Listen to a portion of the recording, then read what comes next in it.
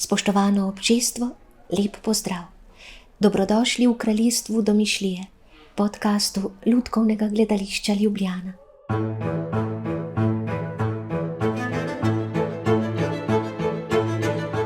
Lutka premore neizmerno moč. Njena zgoščena, tiha, a globoka prisotnost lutkovno umetnost ustoličuje kot eno najprodornejših gledaliških govoric. Pod njenim obstretom živi Nina Skrbinšek, igralka, animatorka, ki razume, da je silnost lutke v umiku, v poslušanju, v odnosu. Ninino delo ne kleše iluzij, ne nujno, temveč izrezan pomen, da se nazadnje v zadržanem dihu zgodi gledališče. Sova! Joj! Tako je, Sova! In tole je moja dežela Sovirja. In ker ste v moji deželi, vas lahko pojem. Joj! Nina, prisrčno dobrodošla. Lepo pozdravljena. Draga Nina, če bi ti ponudili lipov čaj in magdalenice za povrh, ali bi bila zate to ena od oblik sreče? Ja. Ko sva pri sreči, pomislim srečo, vselej iščemo v času negotovosti, kaj ne? No, s Tomijem Janežičem na čelu in vrsto soustvarjalcev si se posprehodila po brvi 7 vprašanj o sreči.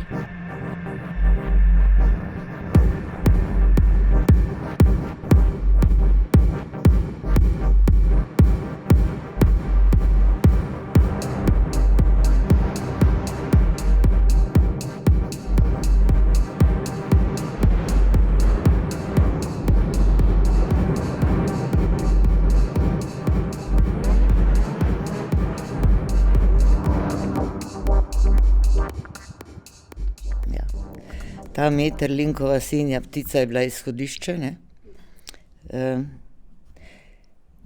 Jaz moram reči, mene so vedno pritegnili posebni mladi režiserji.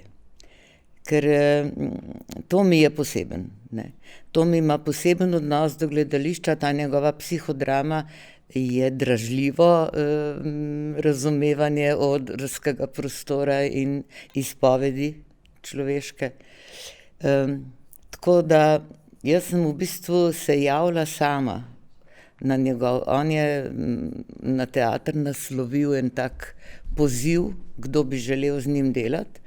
Jaz sem imela takrat, mislim, da nek 72 let, nekaj takega, zdaj jih bom 78 kmalu. In sem mu napisala pismo, da bi želela sodelovati, da sem toliko in toliko stara, da je za mano seveda Margareta z Mirjano in da me zanima ta tip teatra, ker ga ne poznam. Ni odpisal takoj, da z veseljem, in tudi na prvih naših vajah je rekel, ti si moja vila. Tako da se je kar odločil že na začetku. Potem sva pa na teh improvizacijah, ko smo zbirali zgodbe, je prišla v poštev ta moja zgodba moje hčerke. Od njenega rojstva, ponesrečenega, ker ta epilepsija je pravzaprav napaka zdravnikov v kranjski porodnišnici, ni otrok, bi bil lahko popolnoma normalen.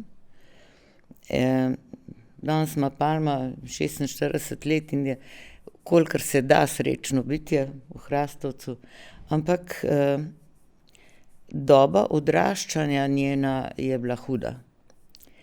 No, in ta njena zgodba, Vilina zgodba v Meterlinku se nekako srečata, ne.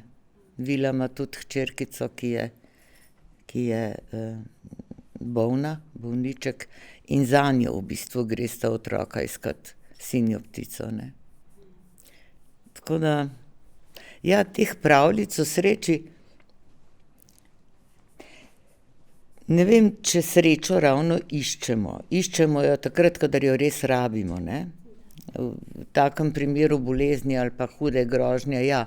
Ampak drugače, na nek način jo pa pričakujemo, če drugega ne. A veš, v življenju. Pričakujemo tisti trenutek, ko se res počutiš srečen. Sej, to je kratko in zelo intenzivno. Zelo intenzivno, da. Ja. Če je vse po sreči, jo pričakujemo z zdravo ponižnostjo, v tem primeru se zdi, da se še prej razodene. Ja, v izhodišču te majestetične filozofske pravljice je preudarek, da smisel ni v dejanju, temveč v zavedanju, da se resnica razodeva vselej tiho in da srečo spet in spet najdemo v prebujenosti do bližnjega. Ja. 7 vprašanj o sreči je navsezadnje umetniški kos, ki se odpira temeljni premisi lutkovnega gledališča, lutkovne umetnosti, pomislim, otrokov pogled, njegova nepreklicna zmožnost čudenja je precej bliže resnici kot svet racionalnega odraslega, se strinjaš? Ja, absolutno. Otroci imajo ta nedolžni pogled na svet. To čudenje, to sprejemanje novih stvari.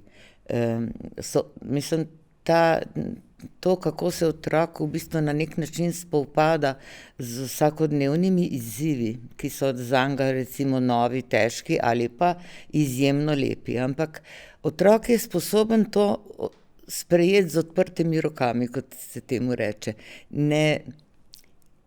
Nima te vrste obrambnih mehanizmov, ki jih potem nekako si pridobijo odrasli za to, da obdržijo vsaj svojo sliko o sebi, ne. In to so ti obrambni mehanizmi, ki na nek način so bele laži, ne. To je zmeraj nekaj, kar ni čist tvoje, si pa ne upaš biti sam svoj, ne.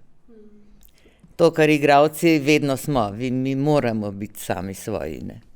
Ker drugače ne moreš igrati, ne.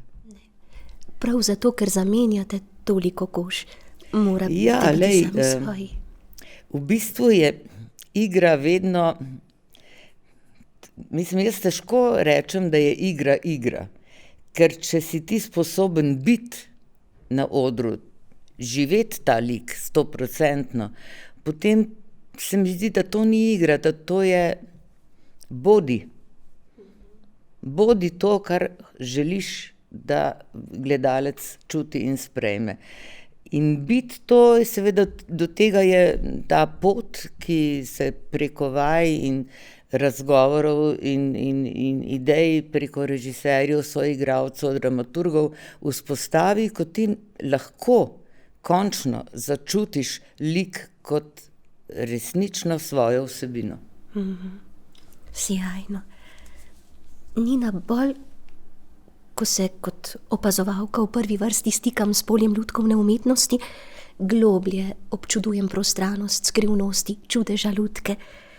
Nemški dramatik je v lutki, v tem ultimativno liminalnem bitju zaznal iskrenost, ki je igralka, igralec potencialno kdaj tudi ne zmore, da je lutka nepovratno iskrena, ker ne prikriva dejstva, da je neživa, je razmišljal, in zato zmore nositi resnico.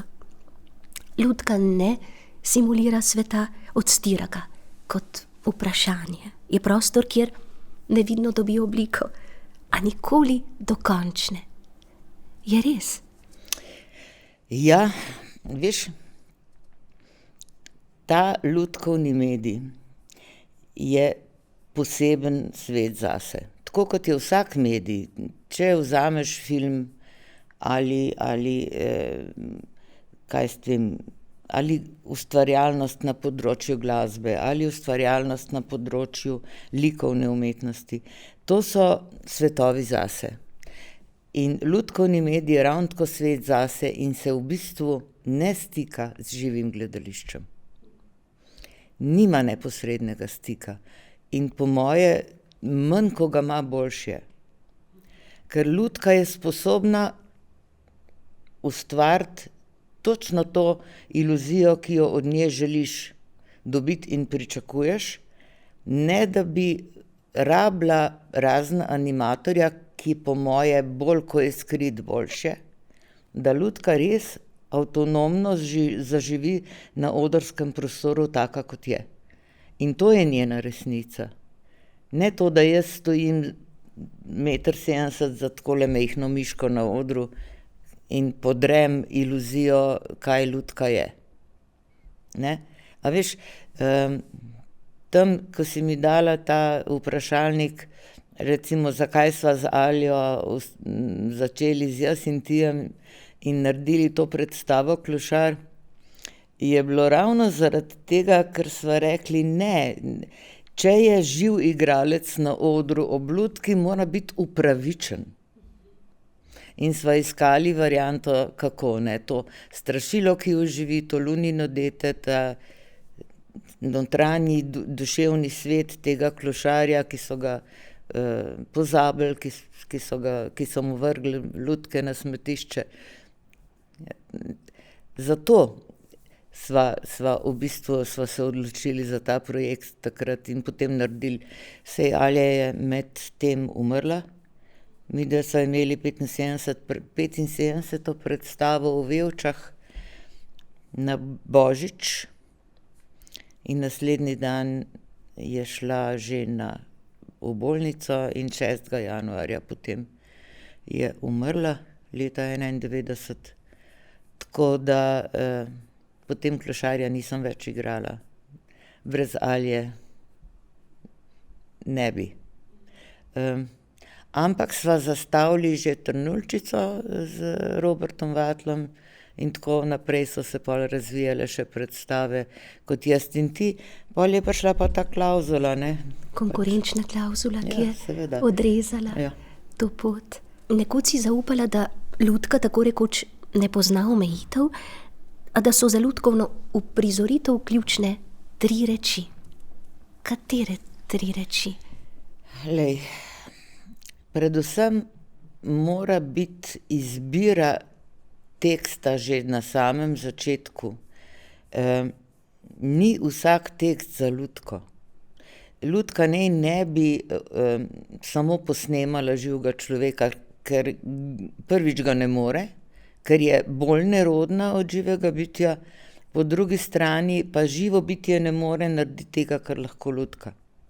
In se pravi, ko ti iščeš tekst za lutkovno uprizoritev ali pa kdaj uporabiti lutko, jo v bistvu uporabiš takrat, kadar ona lahko dejansko naredi znotraj uprizoritve nekaj, kar živ igralec ne more.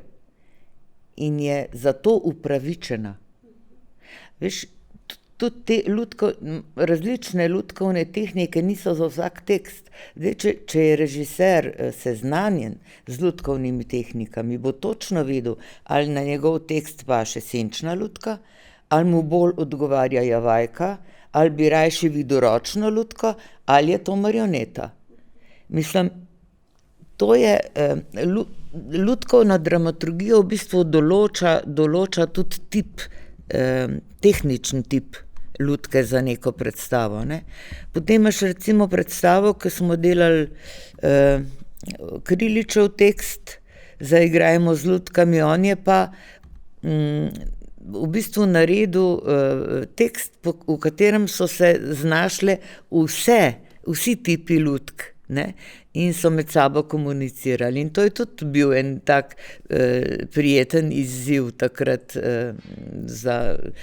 tudi za likovnega ustvarjalca. Pa so recimo ti Svetlanini kosovirji, ki jih je pravzaprav nemogoče uprizoriti v živo, ne.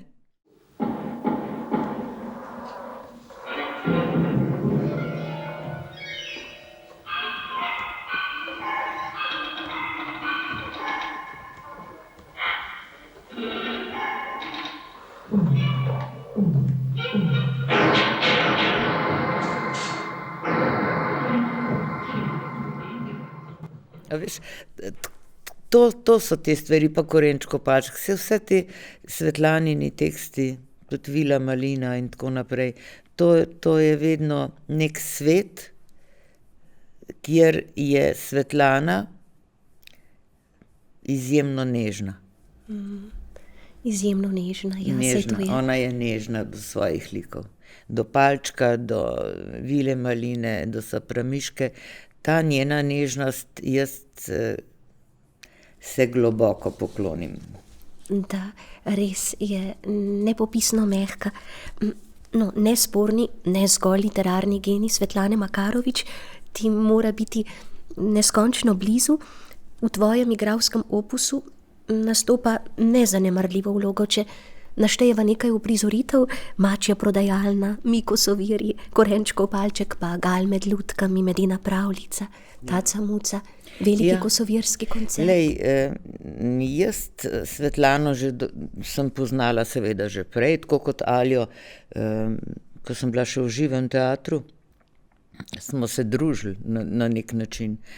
Ampak moje spoštovanje do Svetlane izvira iz nečesa drugega, izvira iz te njene notranje moči. Iz te brezkompromisne načina mišljenja in delovanja.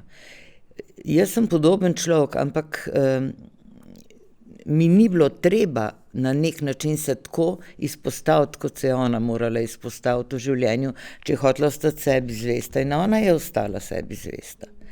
Jaz vem, ko sva delali Vilo Malina, sva krstna uprizoritev je bila najina, še je rekla, veš, ta Vila Malina, to je moj otroček. Ne? In sva res naredili eno tako, enega tazga, malo umazanko, malo vilo, ki je kar naprej vsa od malinjega soka in ki ji kradejo to malino, vse možne živali. To je ena taka, veš, to so te stvari, ki Svetlano delati meni, njene tekste ali biti ob njej na odru je bilo vedno lepo. In nikoli niso imeli nobenih konfliktov. Never. Še zdaj na njenem zadnjem koncertu, mi da so uprizorili tudi skupaj, je Svetlana takrat animirala Grilo, čarovnica, smo naredili Mačka Mačkorsona in Hatelvek Torlasius, ki je pač njena prijateljica iz Islandije, je bila zdaj v Ljubljani na njenem koncertu in tako smo se srečali vse tri. Takrat je Svetlana Mačkorsona igrala, pa Grilo, jaz sem imela Stuvorja, tega palčka, Marko Velkavrh, še zraven trije smo bili. Torej, Marko je rekel, da tako prijetnega dela postavljanja neke predstave še ni doživel.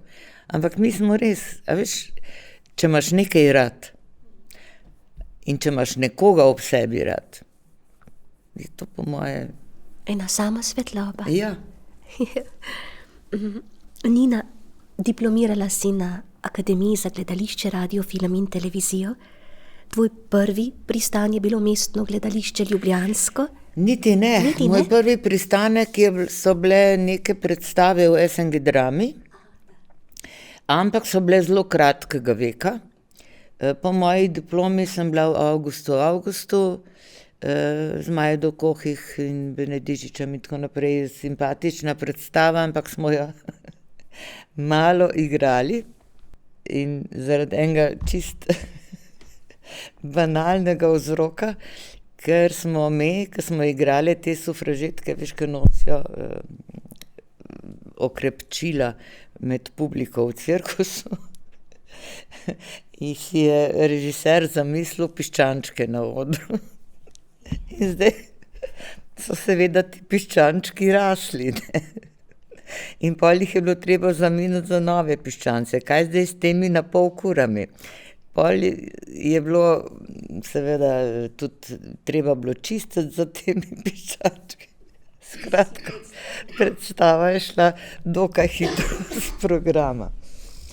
No, pol sem bila na cesti, pol me je pa Petan sreča na Čapovi, kako si. Moram reči, da jaz sem Petana poznala tudi že prej, že ko smo bili gimnazijci, ker je njegova hčerka naša generacija in smo se poznali, ne. Jaz sem poznala tudi ženo njegovo, pa hčerko, pa njega, skozi te čist gimnazijska leta in tako naprej. In sem rekla, ja, odlično, zato ker mi je enkrat gospa Žerdinova, je bila moja profesorica za ples, za gib na akademiji, rekla, veš, če se še tako slabo počutiš, če te kdo vpraša, kako si, ti se sam dvigni in reči, odlično. Je rekla, zato, ker ljudje zmeri komi čakajo, da boš začel jamrati, da te pa lahko odpišejo kot nepomembno bitje. No, in jaz seveda v tistem momentu točno to naredim, ja, super. Ja, a bi ti prišla k meni tramvaj po življenju, v ta zadnjo sestro, ko odpeljejo Blanche v umobolnico. Tako da je bila to moja prva vloga v mestnem teatru, pol sta prišla Večna mladeniča, sestra Delišes, pol je prišel Vitrak s Petanom. No, potem Vitrak je bil pa preizkusni kamen za angažmane. Potem sem pa prišla v angažma. Ne delajte si toliko skrbi, bova pač rekla, da so prazne, sicer pa ljudje ne bojo spraševali, so vsega vajeni. Nate, če vas je strah, nataknite si tole, pa se vam ni več česa bat, politika pač. Pod taktirko Žarka Petana si, kot si povedala, nastopila v prizoritvah, kot je Tramvaj po življenju, denimo pa Viktor ali Otroci imajo besedo, Generacije. Zaupaj podrobneje, kako sta sodelovala samooklicanim absolutistom, sicer izvrstnim aforistom, ki je precej odkrito preziral ideološke inženirje duš, kakor je dejal, pa tudi provincialno miselnost ali zaplotništvo, kot se je pogosto izrazil. Ne vem, Petan kot režiser je neka druga podoba kot aforist. On je sicer dosti prodorno razmišljal o stvareh in stvari tudi zapisal, ampak delati z njim na odru, on je vedno točno vedel, kaj hoče. Veliko je delal z Matulom kot scenografom, tako, ne vem, jaz nisem nikoli čutila, da bi na kakršenkoli način z njegove strani prihajalo do konflikta z igralci. On je znal biti spoštljiv, znal je tudi biti zahteven, ampak na nek normalen način, ne grob. Tako da, ne vem, jaz sem bila vedno tak tip igralke, da sem vedno na vajo prišla 500% pripravljena. Jaz nisem znala lenart. Ja, in tako da midva nisva nikoli imela nobenih konfliktov, kar se najinega sodelovanja tiče. Nasprotno, on je znal na premieri Vitraka recimo javno povedati, da je to njegova 6. uprizoritev Vitraka in da sem jaz njegova najboljša Ester. Ne. A veš, to mu ne bi bilo treba, ne? Treba pa res ne. Ja, ne bi bilo treba, pa je to naredil. Ne? Tako da, šapo. Šapo.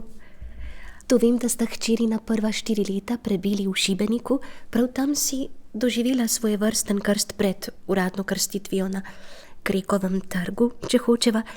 Sodelovala si s tamkajšnjim mednarodnim otroškim festivalom. Si tam in takrat našla ključ, se ti zdi, če ne drugače nezavedno, v prostor lutkovne umetnosti? Niti ne, veš, kako je to bilo.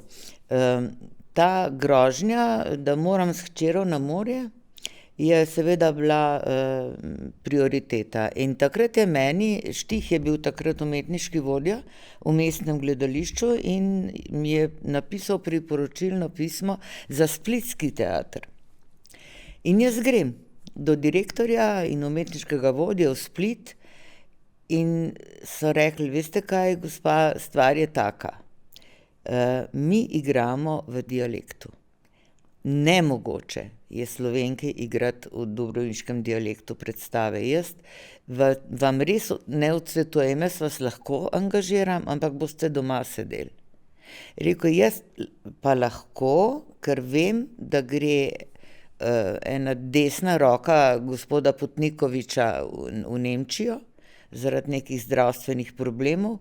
Če vas zanima delo v Centru za kulturo v Šibenik, vas lahko tja priporočim. In jaz sem seveda ta njegov razlog sprejela, ker dejansko tako je. Oni bi mene zasedli, plačali bi me, ne bi mi pa dali igrati, ker ne bi zmogla, ne. Tako da bi bil to ne bi imelo nobenega smisla in sem rekla, ja, prosim. No, in tako sem se pol javila Centru za kulturo in jaz sem v bistvu delala, veš, kako je, festival se je vedno pripravljal tako, iskali so se teatri po celem svetu in tako naprej, vsako leto na novo, ne. Ampak dejansko se je začel festival organizacijsko pripravljati 2 meseca prej in se je potem zaključil 1 mesec za zaključkom festivala. In jaz sem prevzela v bistvu skrb za vse tuje grupe, tudi prevode za televizijska snemanja in tako naprej, napovedi za tuje teatre. Tako super je bilo in sem si tudi veliko ljudi sem spoznala na ta način, med drugim tudi to Lady Penelope Francis, ki je bila leta in leta v eksekutivi Lutkovne unije svetovne, tako da ona je že pokojna gospa, ampak je bila izjemna tudi lutkarica. Tako da sem v bistvu tam začela z nečim, kar sem potem v Ljubljani tudi nadaljevala in to je bil Dječji studio. Jaz sem ustanovila otroški studio, uprizorila z njimi 4 predstave. Eden od mojih najljubših malih igralcev je bil Goran Višnjič. Še danes sva v stiku. Naredili smo Sen kresne noči, predstavo z otroki, za katero mi je glasbo napisal Arsen Dedić, ki je Šibenčan. Ja, in jaz sem bila pri njiju 2 v Zagrebu s tekstom, ker sem rekla, nemogoče je, da mi 10-11 let star otrok govori ljubezenske tekste, se pravi, da bomo to dali zboru Vil. Ne? In smo uprizorili tako, da sta se gledala, zbor Vil je pa pel tekst. In ta glasba, ta Dedićeva mediteranska varianta, kako je on to naredil, to je božje. Jaz imam to doma na CD-ju, še vedno včasih poslušam, no zdaj je tudi on že odšel v drugo sobo, kot pravi Kleist. Ja, tako, delala sem z ljudmi, ki so s srcem radi pristopali k projektom. No, tako bom rekla, to je lepota tega poklica, kadar delaš z ljudmi, ki so s srcem pri stvari in ki znajo ponuditi roko. In tudi moram reči, velikokrat pozabijo omeniti. Jaz sem 10 let delala z Damirjem Zlatarjem Frajem v koreodrami. To je bilo eno najbolj pomembnih obdobij zame v gledališču, ker njegova vizija gledališča, tako kot sem rekla za Tomija Janežiča, to je bil čisten poseben gledališki svet. In jaz sem se ogromno od njega naučila.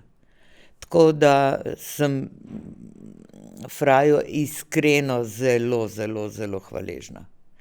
Naša zadnja predstava je bila koprodukcija z Čedadom. V Čedadu smo igrali Shizofrenijo, z nami na odru je bila Josipa Lisac. Ne, a veš, ena gospa, starejša igralka iz Amerike, par igralcev iz Astija, simpatičnih. Tako lepo je bilo delati v koreodrami, ampak res ta njegov način razmišljanja o tem, kako nekaj uprizoriti, je mene fasciniral. Res. Kakšna pot, Nina. Ja. Položila si več temeljnih kamnov, to moramo razumeti, zdaj pa namigujem na tvojo preobrazbo v igralko animatorko.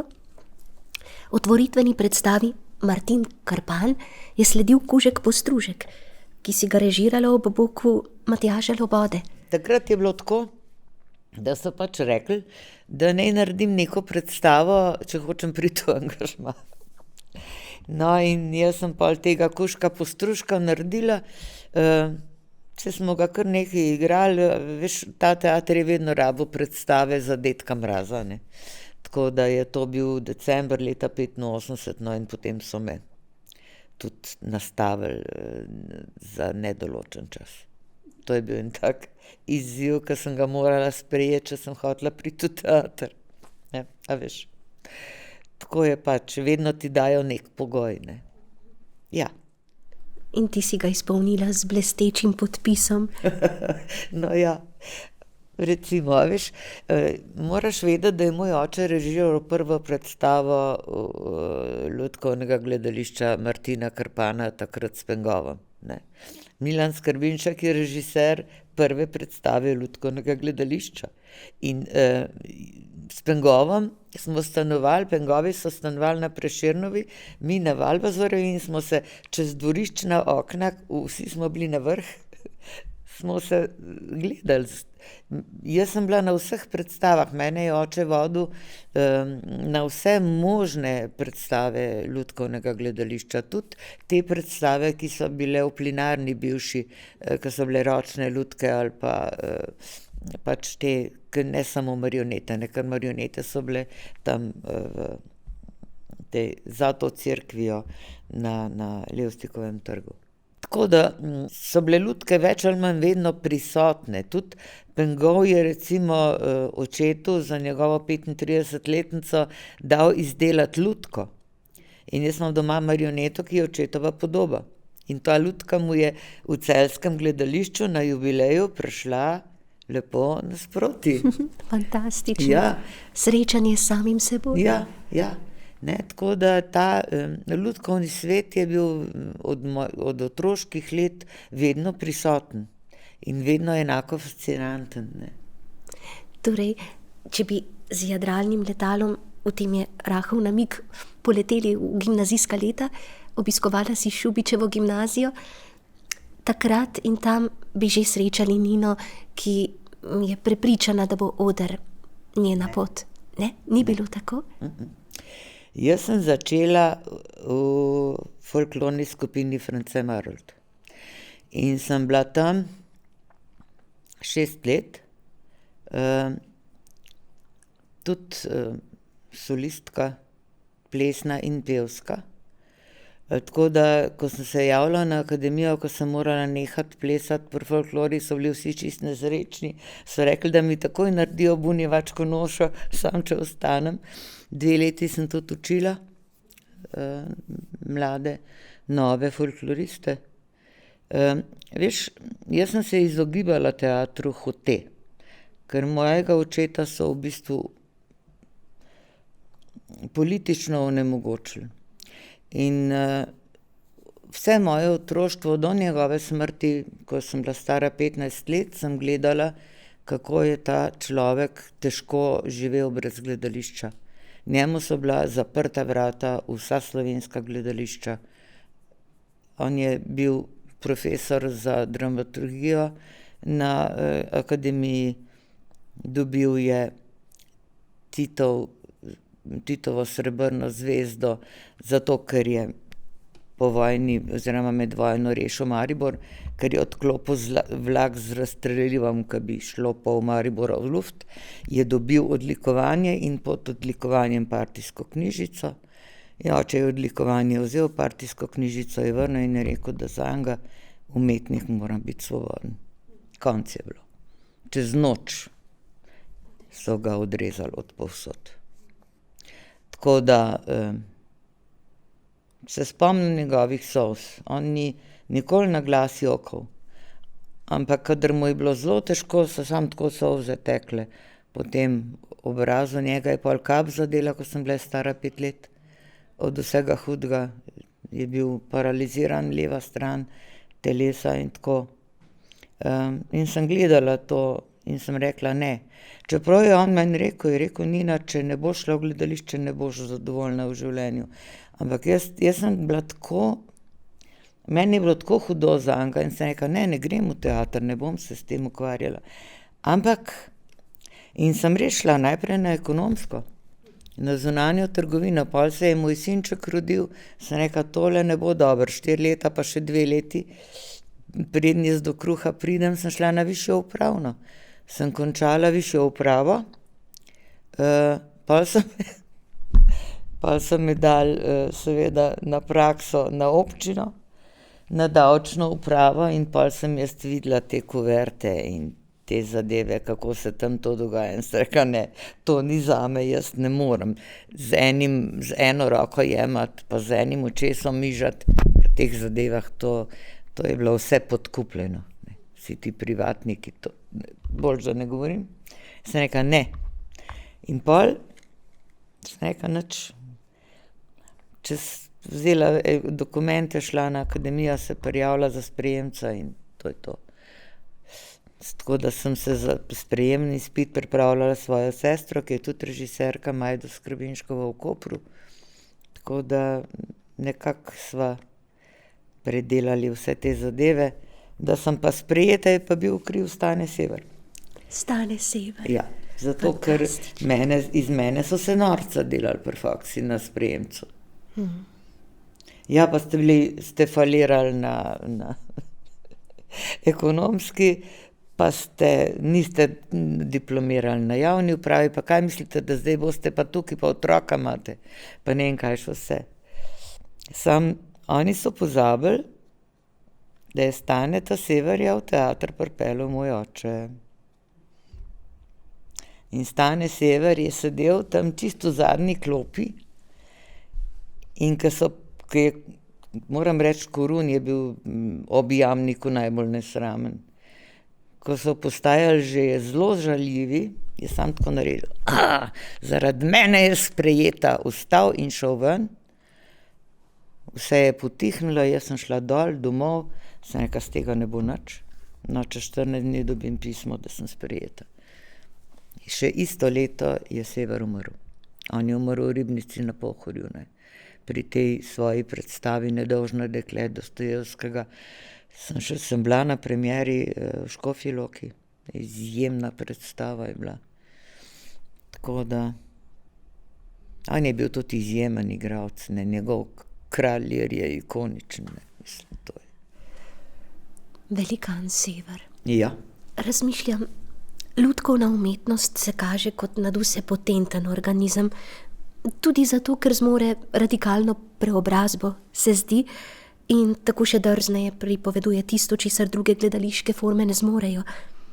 Smo v veku, ko se velike zgodbe sesedajo, živimo v prostoru nenehnih vojen, kolektivnih travm, doživljamo krizo reprezentacije, kot že dolgo ne. Lutkovno gledališče pa ohranja izjemno miselno moč, estetsko, tudi etično silo. Se ti zdi umestno reči, da lutkovna umetnost danes ni marginalna, ampak nujna, ker ne beži od sveta, temveč mu omogoča, da se sam vidi, tako jaz to čutim, skozi podobo, ki ni človeka, je globoko človeška. Ja, lej, Tjaša, že tisočletja nazaj je bila lutka tista, ki je komunicirala z bogovi.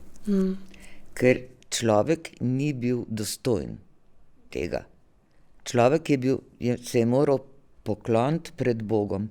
Če je hotel komunicirati z Bogom, je bila to maska ali je bila pa lutka. To v bistvu na nek način razloži vse. Od nekdaj. Jaz tudi, veš, v svetu je recimo lutkovna umetnost, pa tudi, ko te festivale gledaš, tudi pri nas se to že zelo dogaja. Te lutkovne predstave za odrasle, ki niso samo zgodbe za otroke, ampak ki nosijo v sebi nek hud potencial, neko zrcalo času in družbi, tega je že veliko in to je že zelo prepoznavno. Predvsem tudi zaradi tega, ker ni samo animator, režiser tisti, ki je, ampak tukaj je zelo važna likovna podoba. In tako prihajajo na oder dela različnih in kiparjev, in slikarjev, in arhitektov in tako naprej. Ta dejansko umetnost, ki združuje vse možne parametre. Ne? In če se vse to dobro poklopi, zato pravim, lutkovno predstavo delajo vsi. Ne? Likovnik je seveda tudi zelo pomemben, ampak nič manj pomemben ni tehnolog. Ne? Lutka mora biti sposobna 500% delovati. Ne? Tako da posamezni tipi lutke so komplicirani za izdelavo. Narediti lutko, ki ima ravnotežnostno pozicijo dobro narejeno, to je zelo, zelo težko. Mislim, moraš vedeti, kaj delaš, ne. To je vsak centimeter v višino ali v širino nosi nek svoj, a bo ali ne bo. Ne. Da. Ko si spregovorila o zrcalih v času in prostoru, v tem duhu ste se brezkompromisno igrali, razigrali, kot je ugotovila kritika, v megaprojektu Mojster in Margareta, ki ga je v vitalnem delu tvoril gledališki esej Margareta v režiji Mirjane Medojevič, ki si jo že imenovala. Dajte mir, no, kaj hudiča, jaz. Pa kaj, a mislite, da smo sem prišli samo zato, da bomo poslušali tebe sem presnik? Jaz sem prišla v to gledališče zaradi tega, ker imam talent in ker imam diplomo. Ti si se prefukala v ta teren. Kako se je bilo samo odkrivati na osi kolektivnega spomina, ritualnega gledališča, etične odgovornosti nenazadnje? Ta Bulgakov je res tudi eden od tistih ljudi, ki jih jaz globoko cenim kot pisatelj. Ta Mojster in Margareta, dobro je, da smo se takrat odločili za Margareto, pa za drug del, ki je pač Solce delal v tunelu. Ta zgodba te Margarete skozi Mirjano, se ti pravim, delati z mladim režiserjem, ki dobro ve, kaj hoče, ampak te pelje nekam, kjer še nisi bil, je izjemno dražljivo. Tudi moram reči, da smo se zelo dobro razumeli z Mirjano pri delu tega projekta, ker je tudi njeno videnje nam je nekako bilo postalo zelo blizu. In se ni bilo treba nič loviti, kam in kako. Ne? Pač smo soustvarjali skupaj, vaje so potekale, enkrat smo potegnili mi naprej, enkrat je potegnila ona in tako. Lepo je bilo delati z njo. Poglejte. Ušel je. Prepričana sem, da se je skril sem noter. Ja, ali pa mogoče tjale? V svojvrstnem site-specific dogodku sva, žal na malo številnih ponovitvah, blizu druge vstopali v japonske pravljice, ki jih je režijsko usmerila slovita Chiara Guidi, soustanoviteljica gledališke skupine, ene najradikalnejših predstavnic italijanskega novega gledališča pravzaprav.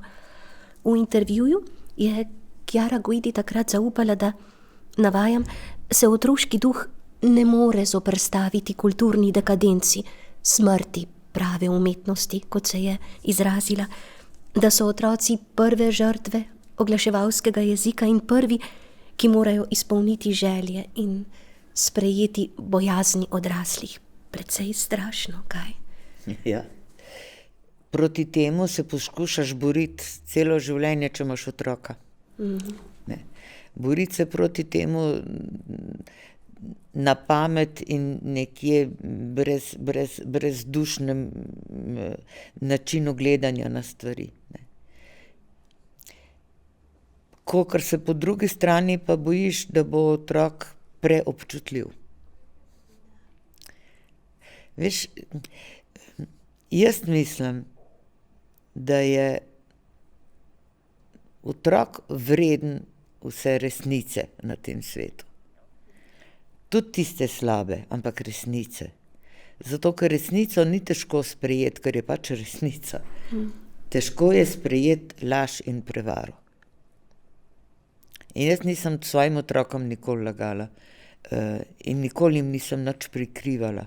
Mi smo si pogledali stvari, kar niso razumeli, sem jim razložila, ampak tako tudi lutkovni svet v bistvu na nek način razlaga resnico. Ne? Na nek otroku prijaznejši svet. Zakaj je recimo lutka v psihologiji in pri delu z recimo otroki tako pomembna, kako se otrok lahko skozi lutko izrazi, ko se drugače ne more. Ne? Veš, tle lutka res nosi to nedolžnost v sebi. Ne? In jo je tudi sposobna obdržati. Tako da jaz sem hvaležna temu gledališču za to otroško publiko. Jaz zelo rada igram za otroke. Ne. Jaz vem, ko sem naredila Malega Bobra, sem ga igrala 12 sezon. Ta mali osameli boberček, ki na koncu le dobi prijatelja, to je Mali Bober in Odmev, ena slikanca, ki sem jaz pol iz nje naredila predstavo. To so otroci po predstavi prišli na oder, so tega boberčka objemali, poljubčka so mu dajali. Mislim, veš, to je, ne vem, ko ti enkrat lahko se dotakneš otroškega srčka, ni lepšega. Ne. In ni vrednejšega, Ja, ni vrednejšega. Da. Ja, tako je. To je naša publika, glavna. Ne. Vse je prav. Tudi ta stik z gledališčem je za otroka zelo pomemben, tudi za kasneje. Ne. In prvi stik z gledališčem pri otroku je v bistvu lutka. Ne. Zato smo dolžni zelo paziti, kaj dajemo otrokom. Ne. Pa da so ta sporočila res jasna in nekompromisna. Ne. Nina Skrbinšek, prepoznamo te tudi v odrski detektivki Emil in detektivi v režiji Ajde Valcelj. Ja, kam pa vi, na dopust? Ja, v toplice za 14 dni. Emil, počakaj. Lepo se obnašaj, prav? Inovativno, izvirno, duhovito so vam aplavdirali in vam še avtor literarne predloge Erich Kästner, neutešljiv pacifist, je nekoč zapisal: šele ko bodo pogumni postali pametni in pametni, pogumni bo svet čutil tisto, kar je bilo pomotoma že tolikokrat ugotovljeno, napredek človeštva. V kratkem se znova zvrstite na odru. Kakšna pustolovščina bo to za gledalce in za vas? Lej, Emil je ena predstava, ki jo mi izjemno radi igramo. Zaradi tega, ker je res tekst dober. Kästner je izjemno simpatičen pisatelj. Tekst je dober, imaš kaj, mislim, sporočilo je jasno, hvala Bogu, lepo je. Lepo je to pokazati otrokom. In zdaj obnavljamo predstavo zato, ker naš ljubi Nik Škrlc nima več časa, ne. Tako da je Martin Mlakar zdaj, zato imamo vaje vskočil, ker to predstavo enostavno želijo imeti. A veš, otroška publika se menja, ker odrašča, ne? In potem te šole enostavno, ja, imate, mi bi to, ne? Tako kot PGC, saj ta na društvo PGC tudi igramo 10 sezon, pa ga še bomo, ker tudi želijo, ne? To sta dve taki predstavi. Žal mi je po eni strani malo za Groznovilco, ki je šla s programa, ampak dobro, vse je bila izigrana, ne. Mislim, je bila odigrana, kolikor je bilo potrebno, ne. Je bila pa tudi ena taka simpatična predstava za otroke, ne. Saj pravim, jaz sem svoje, to, kar sem jaz želela od gledališča imeti in kar sem želela gledališču dati, sem. Tako da jaz moram reči, je vse v redu. Jaz lahko jutri odidem v drugo sobo, pa ne bo nič narobe. Nimam neizpolnjenih želja. To pa je privilegij, ki ga Kozmos ne izroči sleherniku. Hvala, Nina Skrbinšek, za tvojo strumnost, za tvojo luč, pa tudi za tvoj humor. No, na navihanost ne smem pozabiti, moja izkušnja s teboj je bila izjemno prisrčna. Velikokrat si ansambel nasmejala, nekoč se spomnim celo do solz, ko si ob koncu uprizoritve, ki je imela kar nekaj situacijske komike, kaj ne, zapisane vase, rekla, ti Japonci. In smo vse soigralke bruhnile v smeh. Hvala ti, spoštovano občestvo, hvala za pozornost in kmalu spet. Bodite nezaslišano lepo. Srečno.